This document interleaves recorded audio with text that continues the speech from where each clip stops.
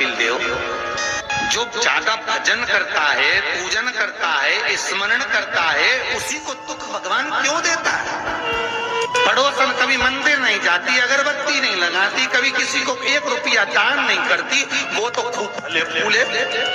और हम तो सोमवार का व्रत करें, मंगल बात करें, एकादशी करें, द्वादशी करें, लोटा भर के पानी भी चढ़ाएं, तो भी दुख हमें क्यों मिलता है? बोलोरी जी सही है कि गलत है? उसका उत्तर कपिल देव जी महाराज ने दिया। माँ सुनो,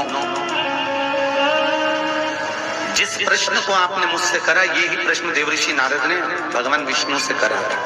यही प्रश्न भगवान विष्णु से देवऋषि नारद ने करा कि जो मंदिर जाए, देवालय जाए, पूजन करे, अर्चना करे, पाठ करे, स्मरण करे, दुख उसी को क्यों मिलता है? और जो कभी मंदिर नहीं जाए, भगवान का भजन नहीं करे, उसके तो 4 चांद लग जाते, खूब लक्ष्मी भगवान देता।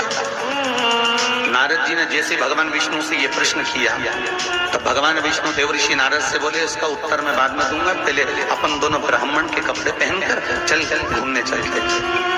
और देवऋषि नारद को ब्राह्मण के कपड़े पहना दिए, भगवान विष्णु ने ब्राह्मण के कपड़े पहन लिए, दोनों घूमने के लिए चल दिए। जाते जाते एक सेठ जी का दरवाजा मिला, एक बहुत बड़ा बंगला, बहुत बड़ा घर, और वहां जाकर भगवान विष्णु ने नारद जी से कहा, भूख लग रही, कुछ मांग ले। सेठ जी क्या? नारद जी ने आवाज लगाई, भिक्षाम देही। सेठ जी निकल के बाहर आए। क्या है बाबा? हमें भूख लगी है, थोड़ा सा कुछ दे दीजिए। सेठ जी बोले, तेरा बाप रख के गया, दे दीजिए। निकले यहां से बाहर। अगर भिखारी, भीख मंगे, चल निकलो यहां से बाहर। नारद जी के तो कांटे से खून नहीं।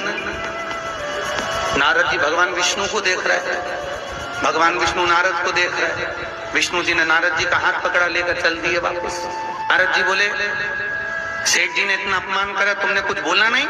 भगवान विष्णु ने दोनों हाथ उठाकर कहा, जा, तेरे यहाँ 4 चौगुना धन बढ़ जाए, तेरी दौलत और बढ़े, संपदा और बढ़े, तेरे पास में लक्ष्मी और बढ़े। नारद जी चले, भगवान विष्णु का हाथ पकड़ के बोले, ये कहाँ की रीति है? उसने धक्के मारकर निकाला, गाली दे के निकाला, बाप तक पहुंच गया, और तुम उससे कह रहे हो कि तेरी लक्ष्मी बढ़ जाए। नारद जी, भगवान विष्णु बोले, मेरा मन, चल तू तो आगे चल। और भगवान विष्णु लेकर चले तो एक बूढ़ी बुजुर्ग माता बैठी थी एक कमरे में, एक घर के अंदर। उस बुजुर्ग को देख भगवान विष्णु ने कहा, नारद अब इसके यहाँ चलते चलते। जाकर आवाज लगाई, माता जी भिक्षाम देइए, हमें भूख लग रही है माता जी, कुछ दे दीजिए। माता जी बोली, देखो बाबा, मेरे घर में खाने का तो कुछ भी नहीं है, बस एक गाय है, उस गाय की मैं सेवा करती हूँ, दूध मिलता है, वही दूध रखा हुआ है, तुम दोनों अंदर आ जाओ। और 2 आसन लगा दिए माता जी ने, दोनों को बिठा दिया। माता जी दोनों के लिए दूध लेकर आई, दे दिए। भगवान विष्णु और नारद चले गए। नारद जी बोले, कितनी अच्छी माता है, बिठा के दूध पिलाया, पानी पिलाया, और बस सेठ जी ने धक्के मारकर निकाल दिया। भगवान आशीर्वाद दो इस बूढ़ी माता को। भगवान विष्णु ने दोनों हाथ उठाकर कहा, जा, तेरी गाय मर जाए। अब तो और कांटे से खून नहीं। भगवान देवऋषि नारद ने कहा, प्रभु तुम्हारा ये स्वरूप मुझे बहुत बुरा लगा। भगवान ने कहा, कौन सा स्वरूप? वो सेठ जी ने धक्के मारकर निकाला तो कितने और लक्ष्मी बढ़े, और वो बेचारी गाय का दूध पिलाई और तुम के गाय मर जाए। हाँ। भगवान बोले, मेरा मन, तो तुमने ऐसा क्यों करा? भगवान बोले, नारद तू मेरी लीला नहीं समझता ना। नारद जी बोले, कभी समझूंगा भी नहीं, पहले बताओ ये क्यों हुआ, लीला जाने दो, मुझे तो ये बताओ।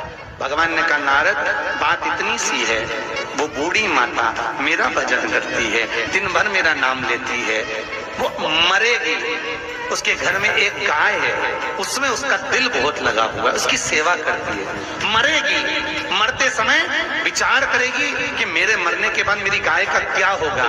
गाय की याद करते करते जब मरेगी तो उसको गाय की योनि मिल जाएगी, वो भगवान के पास नहीं आ पाएगी, विष्णु के पास नहीं आ पाएगी, इसलिए मैंने उसके मरने से पहले उसकी गाय को मार दिया। नारद जी बोले, ये तो समझ में आ गया, पर अब ये बताओ कि वो सेठ जी को लक्ष्मी क्यों बढ़ाई?